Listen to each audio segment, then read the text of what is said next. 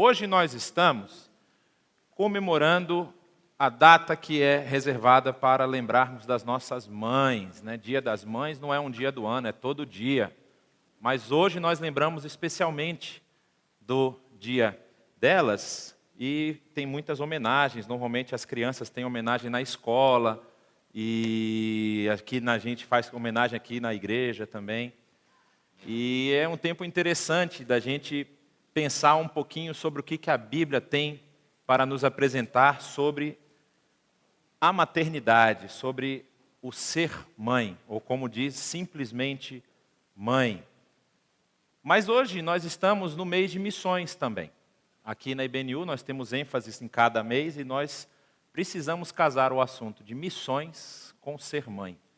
Basta falar que ser mãe é a maior missão do mundo. Amém? Só as mães falaram amém, os maridos ficaram assim. Mas é verdade, ser mãe é uma tarefa muito complicada, muito difícil. Uma tarefa que requer uma bênção especial vinda dos céus de Deus. É uma bênção. A própria Bíblia vai nos dizer que os filhos são herança do Senhor. E a tarefa que é passada para as mães e para os pais também. Nós temos estudado em alguns momentos, até aqui na IBNU, mas também na nossa comunidade da fé, na comunidade cristã, como o homem tem sido omisso no seu papel na criação dos filhos. E isso carrega ainda mais o trabalho das mães em educar os seus filhos. E há um movimento, uma tentativa de recolocar o homem no seu papel de líder dentro da casa, não líder como exercendo autoridade, mas a autoridade que Deus colocou sobre ele para cuidar do seu lar, para dar estrutura. Mesmo assim, nós vemos que o normal é que a mãe tenha, sim, um papel preponderante na criação, no ensino e na educação dos seus filhos. E eu resolvi elencar alguns itens aqui para a gente pensar a respeito de como, eu vou pedir para passar, volta um, de como é ser mãe nos dias atuais. Quais são os desafios que uma mãe, e nesse caso aqui eu estou falando de uma mãe cristã, de uma mãe que também compartilha da nossa fé, quais são os desafios que as mães hoje têm enfrentado? Primeiro, a gente tem uma pressão muito forte da sociedade para aquilo que os nossos filhos devem ser. Então, eu estava brincando hoje de manhã, falando que nenhuma mãe deseja para o seu filho que ele construa uma carreira de vendedor de pipoca no estádio, né? Assim, é muito complicado você olhar uma mãe falar para o seu filho, não, se meu filho pelo menos souber escrever o nome dele, está bom. Não, a mãe quer o melhor para o seu filho. A mãe quer que o seu filho seja um médico de destaque, um advogado, um empresário de sucesso. Os desejos das mães para os filhos são os melhores possíveis. E isso vem desde o tempo bíblico. Eu já falei isso aqui outras vezes, que na cultura judaica é comum a mãe, quando vai levando os seus filhinhos ainda no carrinho de bebê, aí uma pessoa encontra ela na rua, nossa, que lindos, quem são? Esse aqui é o Isaac, médico, e o Tiago, doutor. Que é médico e doutor é a mesma coisa, então advogado, né? Isaac, médico, e o Tiago, advogado. Eles já colocam um desejo para o que a criança vai ser com a intenção de que eles prosperem. É desejo da mãe. E a sociedade vai fazer pressão sobre isso. E aí a mãe, no seu amor incondicional, que é um amor que realmente supera todas as expectativas, ela vai querer que o seu filho seja realmente bem-sucedido. Mas aí entra um segundo desafio, que além dele ser bem-sucedido, ele precisa ser um homem ou uma mulher que seja cidadão do reino de Deus. Ele precisa fazer parte desse reino. É papel da família, do pai e da mãe, guiar os filhos, né? Provérbios vai nos dizer isso. Ensina o seu filho no caminho que ele deve andar, e quando ele crescer, ele não vai se desviar. O ensinar ali, a palavra no hebraico é como pegar pela mão e caminhar junto com ele. E a mãe tem um papel muito importante nisso. Manutenção dos valores bíblicos. Porque chegam momentos em que o sucesso vem, mas os valores são colocados em xeque. Como é que você imputa dentro da cabeça do seu filho, da sua filha, que ele não pode negociar valores, que ele não pode negociar princípios e cumprir a missio Dei. Missio Dei é uma palavra que foi cunhada lá por volta do período medieval da história da igreja, que demonstrava o Deus em missão, ou a missão de Deus. E a teologia por trás disso significa que, quando Deus decidiu amar o ser humano e restaurar, resgatar a sua vida, o Deus se coloca em missão. E a missão dele, todos sabem, ele tem um papel único e exclusivo dele, que é a redenção da humanidade através da morte de Jesus, mas ele passa para a igreja a missão de levar essa mensagem às outras pessoas. Como é que a mãe coloca também isso na cabeça dos seus filhos, de que eles precisam ser bem-sucedidos, mas serem cidadãos do reino, não negociarem os seus valores e, principalmente, cumprirem essa missão que Deus nos deu. Aí a gente vai lembrar um pouquinho do papel da mulher na história. Aqui vocês estão vendo duas imagens. A imagem que está à direita de vocês aí é a imagem que foi encontrada na cidade de Éfeso, na Turquia, na região de Éfeso. E ela representa uma deusa que já recebeu vários nomes. Ela era chamada de Cibele, depois ela se tornou Ártemis, e depois Diana, quando o período romano chegou naquela região. E essa deusa era o maior culto à imagem feminina na região da Anatólia. E esse culto vem desde antes do povo grego se formar como um povo só, da época dos dóricos, dos jônios. Eles já tinham esse culto da imagem da mulher. E aqui do lado vocês estão vendo, aquilo ali não são formigas, são pessoas. E vocês têm ideia do que era o tamanho de um templo dessa deusa. Aquilo ali é uma pessoa do lado da coluna, a coluna tinha mais de 20 metros de altura. E nós vamos ver mais uma imagem aqui a respeito disso. Essa é a reconstrução em miniatura, obviamente, mas em escala, do Artemision, que era o templo de Ártemis que estava em Éfeso. Vocês lembram que Paulo tem uma grande confusão na cidade de Éfeso por conta desse culto, desse tipo de culto que havia na cidade. Paulo começa a pregar o evangelho, os ourives começam a perder dinheiro, e aí dá toda aquela confusão que ele precisa sair e fugir da cidade. Esse templo tinha 127 colunas de mais de 20 metros de altura. Então vocês percebem o investimento que tinha a respeito da imagem da mulher. Então a mulher era cultuada, a mulher ela tinha papel importante na sociedade. E nós vamos ver que, principalmente na sociedade grega, em Atenas e Esparta são os que nós temos mais registros sobre isso, a mulher ela tinha papel muitas vezes mais importante do que o homem. No caso da cidade de Esparta, especificamente, a mulher ela era quem fazia todas as negociações, era quem cuidava dos campos, era quem criava os meninos. A mulher espartana ela era uma mulher muito valorizada porque ela dava luz a homens espartanos. Então, por conta disso, os homens espartanos eram os melhores guerreiros. Então, pelo fato do exército ser a grande força, vocês vão lembrar daquele filme, né, 300? O 300 mostra isso. Quando o menino completava 7 anos, o que acontecia? Jogava o menino na natureza. Levava ele para algum descampado e soltava ele. Se ele voltasse, ele era um bom soldado. Se ele não voltasse, já tinha provado que não era um bom soldado e a situação estava resolvida. Mas esse era o papel da mulher naquela sociedade. Os homens, eles não estavam em casa, eles passavam pouco tempo em casa, eles estavam reunidos nas casernas e lutando. O historiador aqui, Tucídides, fala do período das guerras e o período em que os homens saíam para a batalha contra os outros gregos, eram gregos contra gregos. E aí as mulheres ficavam sozinhas nas cidades. Então elas tiveram uma valorização, o papel feminino na sociedade grega, que é diferente do papel feminino na sociedade judaica, é bem diferente. Ela tinha um papel muito grande, de muita força, de muita relevância. Então o culto da imagem feminina era algo natural, era algo que já seria decorrente dessa própria posição da mulher na sociedade. Por que eu estou falando tudo isso? Porque aqui vocês vão ver o crescimento da igreja primitiva nos primeiros 3 séculos. Se vocês olharem ali, aquela parte que está um pouco mais esverdeada, é onde aumentou a concentração de cristãos, principalmente nos 3 primeiros séculos da nossa era.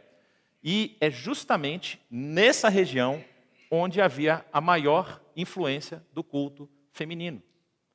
Então, quando o cristianismo começa a crescer e as pessoas começam a largar os seus antigos costumes, os antigos costumes pagãos, o politeísmo, todas aquelas imagens, todos aqueles costumes, o culto ao imperador e tudo mais, forma-se uma lacuna na cabeça das pessoas que habitavam aí.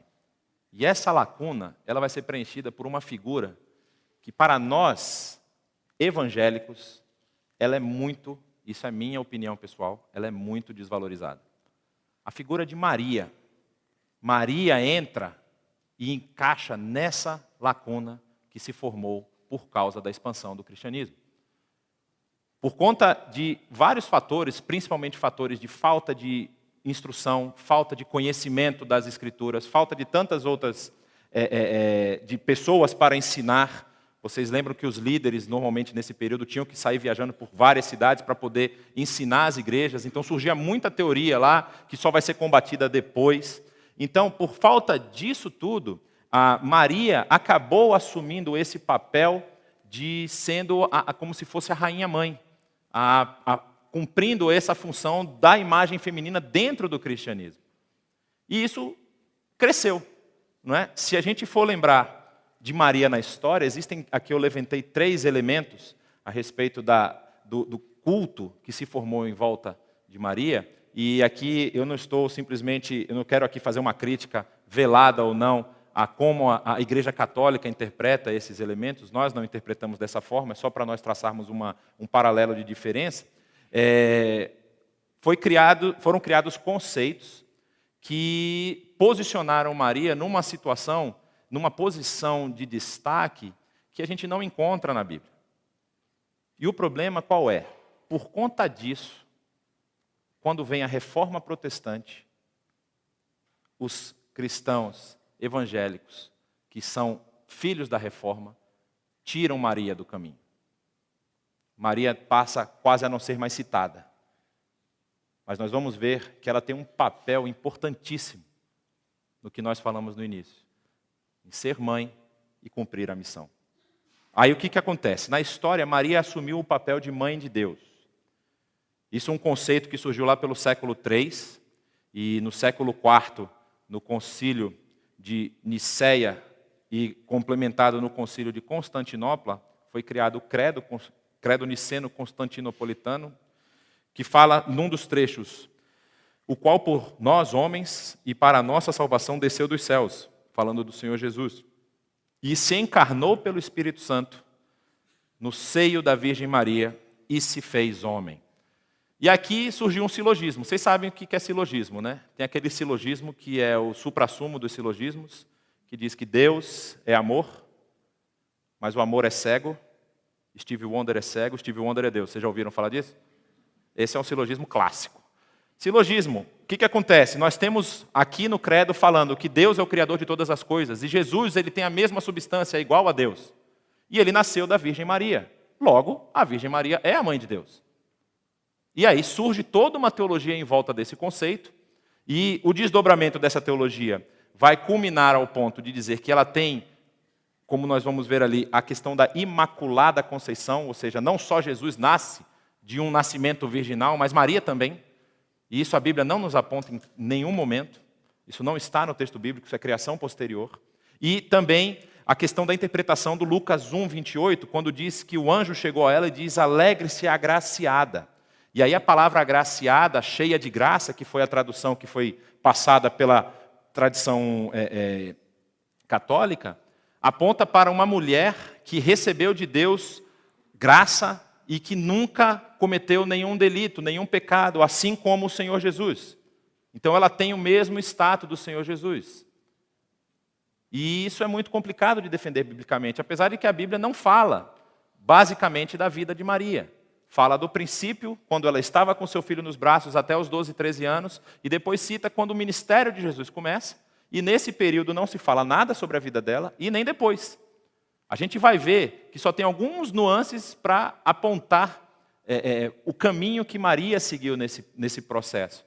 Mas o que eu quero destacar aqui não é o que nós entendemos como errado na interpretação da vida de Maria, mas o que nós perdemos por não avaliarmos a vida dela. É isso que a gente quer trabalhar hoje aqui. Maria é uma mulher que recebe uma vocação divina. Diz lá no primeiro capítulo de Lucas, no 6º mês daquele ano, Deus enviou o anjo Gabriel a Nazaré, cidade da Galileia, a uma virgem prometida em casamento a certo homem chamado José, descendente de Davi. O nome da virgem era Maria. O anjo, aproximando-se dela, disse: Alegre-se, agraciada, o Senhor está com você. Maria ficou perturbada com aquelas palavras, pensando no que poderia significar essa saudação. Mas o anjo lhe disse: Não tenha medo, Maria. Você foi agraciada por Deus. Você ficará grávida e dará à luz a um filho. E lhe porá o nome Jesus. Ele será grande e será chamado Filho do Altíssimo. O Senhor Deus lhe dará o trono do seu pai, Davi, e ele reinará para sempre sobre o povo de Jacó. E o seu reino não terá fim. Quando você pega uma mensagem como essa, Maria recebe uma mensagem como essa, se você recebesse uma mensagem como essa, você ficaria, poxa, bacana, hein? Vou ter um filho, e o filho vai ser rei, e vai reinar para sempre. Que mensagem legal. Estou dentro, vamos lá. E aí a resposta dela: sou serva do Senhor, que aconteça comigo conforme a tua palavra. Mas não é simples assim. Há muitos elementos aqui que a gente precisa avaliar que colocavam Maria em xeque numa decisão como essa. Olha que interessante. Primeiramente, Maria era muito jovem. O costume do casamento na época de Jesus, as moças casavam depois dos 13 anos, 13, 14 anos. Elas já estavam prometidas em casamento. Isso era costume da época. E casavam-se não com um jovenzinho de 17, 18 anos, casavam-se com homens muito mais velhos. É bem capaz de que José já tivesse uma idade avançada, e uma das explicações para essa questão é que José não é citado no período do ministério de Jesus. Então se imagina que José pudesse já ter morrido, porque Jesus ele começa aqui, depois ele só começa o ministério com 30 anos, e José não aparece. José não aparece na história. A história de José se encerra logo depois da visita deles ao templo em Jerusalém. E Maria estava noiva. O noivado era um evento público. E para a cultura da época, o noivado ele preparava para a vida de casamento. O que significa? Quando o normal, o que se entende da época é que quando havia um contrato, um acerto de noivado, esperava-se um ano, mais ou menos um ano, para se consumar o casamento, para que houvesse a festa durava normalmente vários dias, e a partir desse momento do noivado até o casamento, ia se preparando as coisas da vida de casado, onde eles iam morar, qual era a mobília da casa, e esse período se fazia isso. Tanto é importante essa informação que, se no caso da noiva, no período de noivado, o marido falecesse, a noiva tinha que passar pelo período de viuvez, mesmo não sendo casado. Então era como se já tivesse casado, sem uma consumação desse casamento, através das bodas e tudo mais. E o que acontece para uma noiva nesse período se ela aparece grávida? Ou eles adiantaram o serviço, não era para ter feito, mas aconteceu, ou aconteceu alguma coisa com a noiva. E a Bíblia tem vários elementos apontando do que acontece quando a moça é atacada, né? Diz que se ela for atacada na cidade e não gritar, a culpa é sobre ela, porque ela podia ter pedido por socorro. Se ela for atacada no campo, aí ela não tinha o que fazer. Mas assim, era um risco. Corria o risco até de ser apedrejada, que era o extremo da lei. Apesar de que não há muitos relatos de apedrejamento naquele período, de registros posteriores, mas era a punição máxima da lei, ela ser apedrejada. E aí, a questão do risco de abandono também. Porque se ela explica isso para José, José não entende direito. E aqui a Bíblia vai falar isso, que José teve algum receio para recebê-la como sua esposa. O receio é justamente para que ela não fosse colocada a um vexame público. É interessante que muitas vezes a gente avalia a posição de José e acha que José é fraco. Pô, José é muito fraco, faltou fé a José. Mas, na verdade, ele estava sendo misericordioso com ela. Porque se ele abandonasse, se ele a mandasse de volta para a casa do pai e ela estivesse grávida, ela poderia ser levada a julgamento. E o que José tenta fazer em secreto é justamente para preservar a imagem de Maria.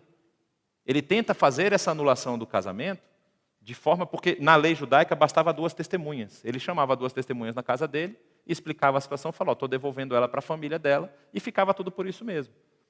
José estava tentando proteger Maria. Vocês veem que não é tão simples a decisão que ela tem que tomar, né? Mas ainda assim, ela coloca a missão à frente da sua própria vontade. E ela se submete a essa missão.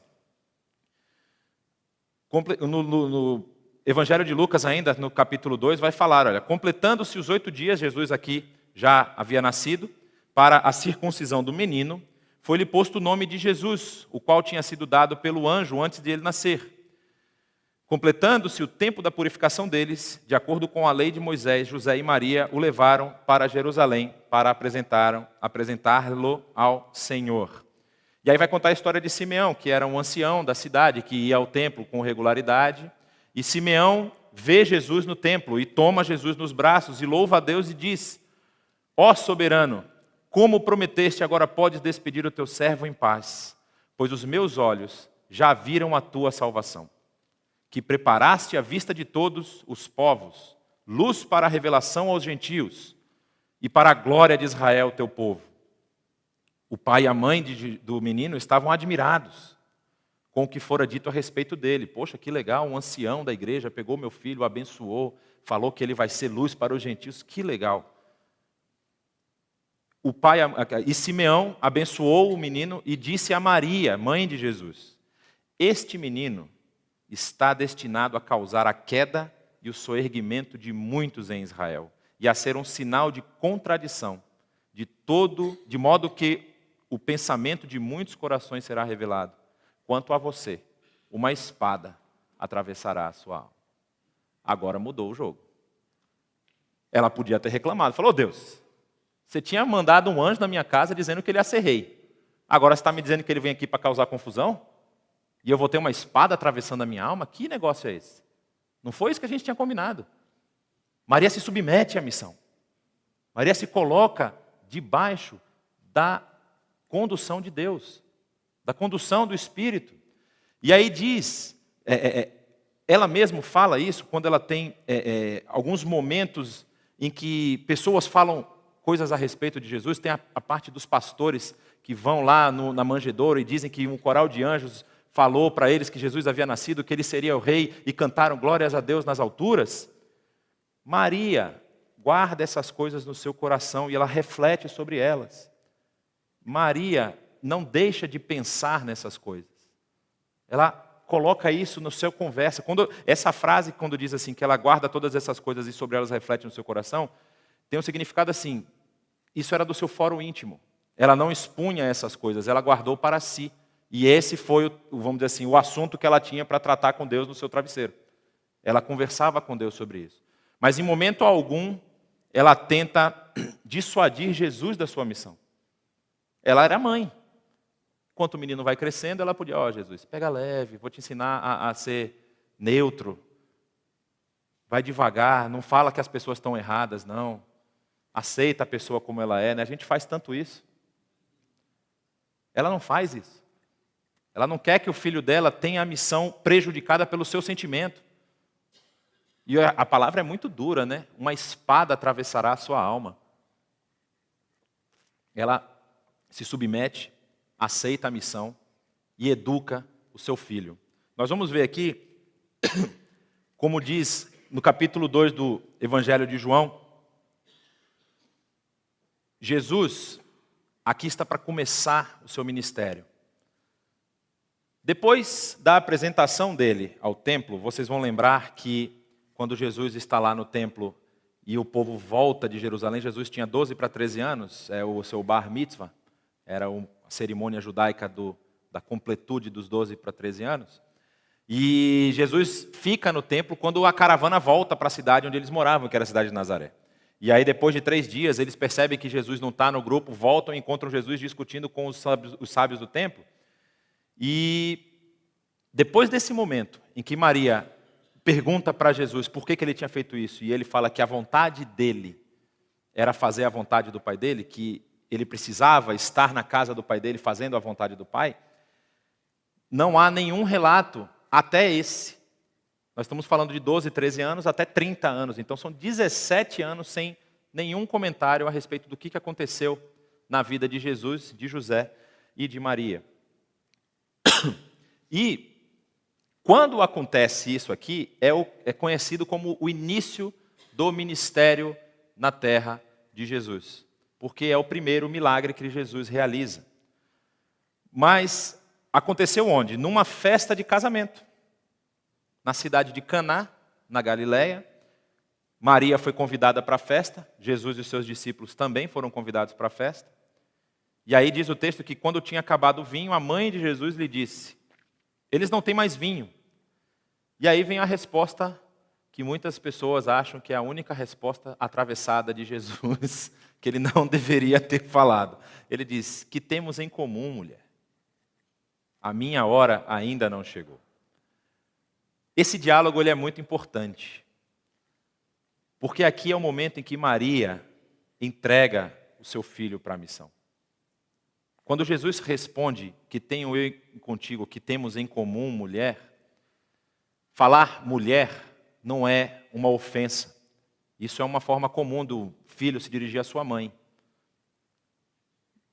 Se eu falasse para minha mãe que tenho eu contigo, mulher, eu estaria com alguns dentes a menos. Acho que muitos aqui estariam. Se minha mãe tivesse na sua mão um tijolo, eu tomava uma tijolada na cara.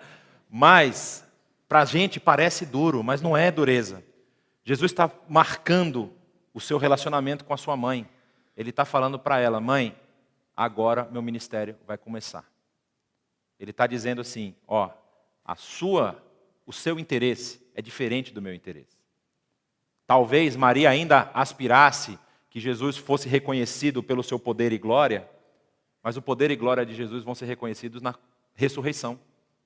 Ele precisava passar por tudo aquilo. Talvez ela não soubesse disso ainda. E Jesus aqui está pontuando: olha, os nossos interesses não são os mesmos. E Maria não retruca. Fala: que é isso, menino? Apanhou pouco? Não. A sua mãe diz: façam tudo o que ele lhes mandar. É interessante que esse pedaço, essa perícope, como é chamada, os estudiosos eles indicam que, na verdade, o que aparenta é que Maria não estava pedindo para Jesus: Jesus, ó, acabou aí o vinho, você lembra que você lá, Deus falou que você vai ser grande, então, por favor, faz um milagre aí, faz começar a jorrar vinho do teto, ou brotar da terra, sei lá, dá teu jeito. O que provavelmente significa aqui é que Maria falou assim: Jesus, eu sei que você é uma pessoa boa, os noivos estão com dificuldade, você não consegue juntar um grupo aí e resolver o problema? Você não pode ajudar de alguma forma? Ela não pede exatamente um milagre para Jesus. Não há nenhuma indicação disso. Ela simplesmente sabe o filho que ela educou. Ó, o pessoal está com problema, precisa que você ajude. E aí, quando Jesus responde e ela entende, talvez não tenha um entendimento claro ainda do que isso significava, mas ela vai entender isso na frente, ela fala: olha, pode fazer tudo o que ele mandar, que ele vai ajudar. Porque ele está a fim de resolver o problema. E a forma que Jesus resolve é a forma que nós já sabemos. Ele manda encher lá os cântaros de água e se transforma em vinho. E aí, o último momento em que nós temos uma indicação de que Jesus e a sua mãe caminhavam juntos é quando eles descem dessa festa para Cafarnaum, e está lá com a sua mãe, seus irmãos e os seus discípulos. Eles ficam alguns dias. Após esse evento, ocorre a primeira visita de Jesus a Jerusalém por conta das festas. E já não fala que Maria está com ele. Então, aqui marca o momento em que Maria deixa Jesus caminhar com as suas próprias pernas. 30 anos. E você reclamando que o seu filho talvez ainda está em casa, né? Mas assim, com 30 anos, Jesus começa a caminhar e desenvolver o seu ministério. E esse é um momento que marca essa, vamos dizer assim, essa ruptura não uma ruptura de relacionamento, mas de proximidade. Jesus agora caminha com seus discípulos e Maria volta para as suas atividades na sua casa. E ela continua acompanhando o ministério. É interessante isso, que ela não fala assim: bom, já que ele agora tem o ministério dele, então ele que se vire. Ela, quando tem oportunidade, quer ir ver o seu filho, quer falar com o seu filho, quer conversar com ele. E aí o texto vai nos dizer em Lucas, lá capítulo 8, que Jesus estava falando para uma multidão, e esse trecho, nos dois evangelhos em que ele aparece, nos três, Marcos, Mateus e Lucas, ele é um texto que está meio solto. E não dá para a gente ter uma certeza de que local isso está acontecendo. Se é próximo à cidade de Nazaré, se é na região da Judéia, se é na Galileia, próximo a Tiberíades e tudo mais, e Cafarnaum. A gente não consegue pinar exatamente qual é essa localidade. Diz que Jesus estava falando para uma multidão. E aí chega a sua mãe e os irmãos de Jesus, e eles foram vê-lo, mas não conseguiram aproximar-se dele por causa da multidão. Alguém disse: tua mãe e teus irmãos estão lá fora e querem ver-te. Ele responde: minha mãe e meus irmãos são aqueles que ouvem a palavra de Deus e a praticam. Aqui Jesus já está no seu ministério. Então ele não está dizendo: eu não me importo mais com a minha mãe e com meus irmãos. Mas ele está dizendo que até se minha mãe e os meus irmãos não seguirem a palavra de Deus, eu não posso chamá-los de minha mãe e meus irmãos. E nós vemos que Maria também não retruca. Ela não reclama. O texto não diz: e Maria reclamou até voltar em casa e ficou chateada com seu filho. Não. Ela aceita o ministério dele.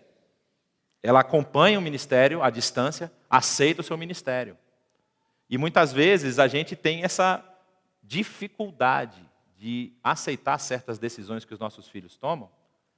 E, assim, eu sou da ideia de que mãe nunca deixa de ensinar o filho. Eu estou aqui na idade da cruz, não é? Estou nos meus 33 anos e tive com a minha mãe domingo passado. Hoje ela mora em outra cidade, ela não está aqui. Mas estive com a minha mãe domingo passado e ela, domingo passado, ainda estava me passando orientação. Então, mãe nunca deixa de ensinar. Mas, aqui nesse caso, nós não estamos falando de qualquer pessoa. Não é Jonatas que está ali. É o próprio Senhor Jesus, aquele que tem poder, todo o poder dado nos céus e na terra. E ele sabia o que ele estava fazendo. Então, Maria acompanha, mas não interfere, vamos dizer, nessa forma. Porque ela sabia que, mesmo qual fosse o desfecho, vocês imaginam que aqui, nesse capítulo 8 de Lucas, já há alguns indícios de conspiração para matar Jesus. Ela provavelmente não sabia disso. Porque essas conspirações eram feitas pelos líderes religiosos. E eles não anunciavam quem eles estavam pensando em matar. Mas, assim, já havia esse tipo de conspiração. E ela podia, se soubesse, imagina uma mãe que sabe que o seu filho vai passar por algum perigo. Ela ia fazer de todas as formas para poder chegar a esse filho e avisar. Ela deixa Jesus seguir o seu ministério e acompanha esse ministério à distância. Vocês percebem que a missão dela, talvez, é a missão mais difícil. Talvez é a missão mais complicada. Porque, no final, ela podia reclamar com Deus. Ela podia se queixar ao próprio filho. Por que você tomou essas decisões? Por que você fez dessa forma? O texto de João 19 vai nos mostrar que quando Jesus está sendo crucificado, na verdade é que ele já está na cruz. Estavam perto da cruz Maria, sua mãe, a irmã dela, Maria, os pais tinham muita criatividade em colocar nomes, a mulher de Clopas e Maria Madalena. Se você já ouviu a expressão 3 Marias, é daqui que vem. As 3 Marias que acompanham Jesus na sua crucificação. E diz que Jesus, quando viu a sua mãe, e perto dela o discípulo a quem ele amava, no caso nós sabemos depois que é o próprio João que escreve o Evangelho, ele diz à mãe: olha, aí está o seu filho. E depois diz ao discípulo: aí está a sua mãe. Daquela hora em diante o discípulo a recebeu em sua família. Ela ama Jesus até o momento final do seu ministério. Ela não o abandona. E isso, talvez, é o maior empecilho para mães verem o seu filho no ministério, na missão. Nenhuma mãe quer saber do seu filho sendo morto pelo que ele acredita, pelo que ele faz, pelo que ele prega. Maria está até o final com Jesus. Porque a gente está num país com liberdade religiosa, onde eu posso me expressar, sofre uma pressão daqui e ali, mas há países onde se eu estiver carregando uma Bíblia, eu sou condenado à morte. Eu falei isso de manhã, que é muito engraçado você ver algumas mães que oram, né? E aí elas falam assim: Senhor, o campo é tão vasto. Eu tinha um amigo que era de Fortaleza, E aí ele falava, Senhor, a seara é tão grande, os cearenses são tão poucos. A seara é grande, faltam servos. E a mãe, olha, Senhor, levanta servos. Ah, mas meu filho não. Meu filho você deixa aqui do meu lado. É muito complicado para uma mãe entregar o seu filho ao ministério. O desdobramento dessa ação de Jesus aparece em Atos. Quando chegaram, e aqui ele está falando no primeiro capítulo, quando eles voltam do momento em que Jesus sobe aos céus, eles vão ao aposento superior, onde eles estavam hospedados, e aí fala todos os que estavam juntos, são os 12, desculpa, os 11, porque Judas não está mais aqui, e todos eles se reuniam sempre em oração com as mulheres, inclusive Maria, a mãe de Jesus, e com os irmãos dele. João cumpriu a sua tarefa. Jesus dá à mãe um novo filho, o filho cuida dela, e a história vai nos dizer que cuidou dela até o final. Porque no final do primeiro século, João já está morando na cidade de Éfeso, onde ele desenvolve o seu ministério depois do martírio de Pedro, martírio de Paulo. João se torna o líder da igreja naquela cidade, e Maria está lá com ele.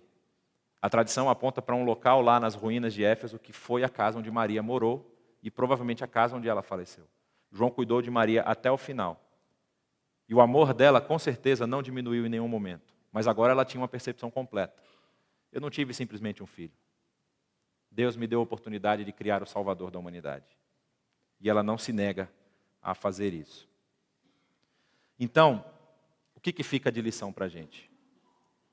Maria vai mostrar que, apesar das dificuldades e das possíveis lutas internas que ela passou, ela tem atitudes que precisam ser replicadas por nós. Quando nós falamos em sermos servos do reino, sermos homens e mulheres que pertencem ao reino e que estão de acordo com a missão que Deus nos deu, para as mães ficam alguns conselhos.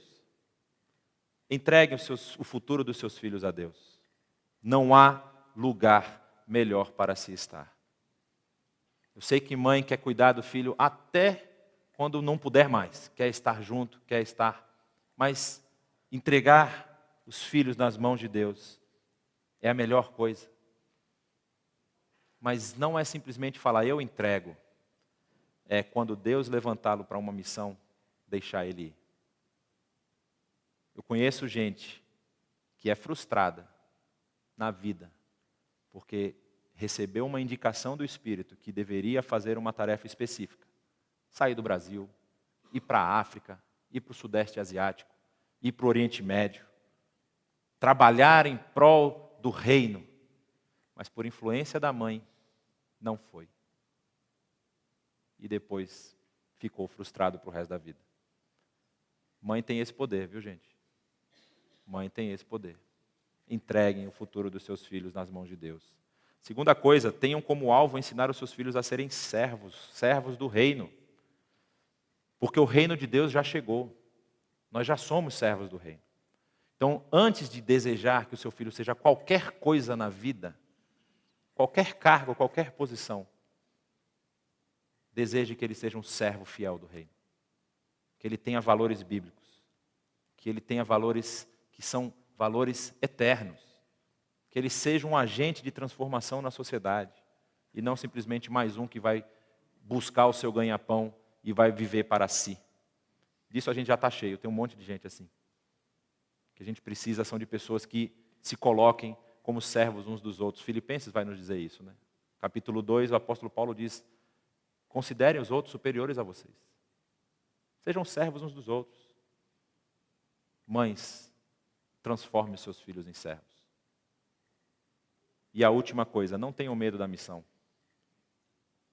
E Deus cuida dos seus filhos. As conexões que nós fazemos aqui dentro do reino, elas refletem para a eternidade. Todo o dinheiro que você juntar aqui, a gente pode até prometer que quando você for sepultado, a gente leva o dinheiro e bota junto com você lá. Você não vai fazer nada com isso. Vai ficar tudo aqui. Agora, as coisas que você fizer em prol do reino, refletem na eternidade. Então, não tenham medo da missão. Estimulem os seus filhos a serem servos. Eu não estou falando aqui que você precisa falar para o seu filho, meu filho, agora você vai lá para a África porque o pastor falou. Não, não é isso. Seja servo onde está. Seja missionário onde está. Isso vai significar muitas vezes que vai ter algumas ações no seu ambiente de trabalho, na sua faculdade, em que vai lhe trazer alguma indisposição. Em que você vai ser colocado em xeque. Olha, você precisa assumir isso aqui, mas isso aqui significa que você vai precisar fazer vista grossa para algumas coisas. Valores. Não ter medo da missão. A missão começa onde eu estou. Ela pode ter desdobramentos futuros, mas ela começa onde você está. E você precisa colocar isso na cabeça do seu filho, de sua filha. Estou falando muito filho, né? Eu acho que é por conta de eu ser filho, aí a gente fala muito filho, mas tem que isso estar na cabeça. Não negociar valores. Ser agente de transformação. Ser servo uns dos outros. Transformar a vida das pessoas que nos rodeiam. Eu garanto para vocês que Deus cuida de cada um, das mães e dos filhos, o tempo todo. Vamos orar? Baixe sua cabeça. Queria entregar a vida das mães que têm essa tarefa. A sociedade tem bombardeado a família de uma forma impressionante, impressionante. É uma tarefa muito difícil. Nós vamos orar para que Deus dê força e sabedoria para vocês continuarem ensinando e educando seus filhos no caminho do Senhor. Pai querido, nós te agradecemos por essa noite, pelas músicas maravilhosas que nós tivemos oportunidade de ouvir aqui, e também pelo que a tua palavra nos apresenta a respeito de como é ser uma mãe que entregou o seu filho, talvez a pior das provações, mas que com fé viu o seu filho ressurgir e reinar para todo sempre. Ó Pai, que as lições que nós aprendemos com Maria possam refletir nas nossas ações, de como nós ensinamos os nossos filhos a serem servos de Deus, de como nós entregamos eles nas tuas mãos, de como nós, ainda que distante, acompanhamos e orientamos e queremos ver o melhor deles, Senhor, mas sabendo ou tendo a certeza de que o melhor deles é estar a teu serviço, é ser servos do reino, ser servos do Deus Altíssimo e ser agentes de transformação para esse mundo que nós estamos. Ó Pai, abençoa as mães, dá a elas um coração de amor, mas um amor divino, não um amor egocêntrico, egoísta, mas um amor que entende a missão que nós temos aqui. Dá sabedoria na educação dos filhos, em como cuidar para que o mundo não os engula, para que as pressões externas não rompam as barreiras do Espírito Santo, para que os ensinamentos, os valores bíblicos estejam arraigados no mais profundo do ser deles. E quando eles crescerem, eles não se desviarão desses caminhos. Ó Pai, abençoa as mães, abençoa também os pais, que eles tenham mais presença nos lares, que eles possam ter a sua função bem executada, como homens que vão formar o caráter junto com as mulheres, vão formar o caráter desses filhos para serem teus servos. Nos abençoa, oramos assim no nome de Jesus.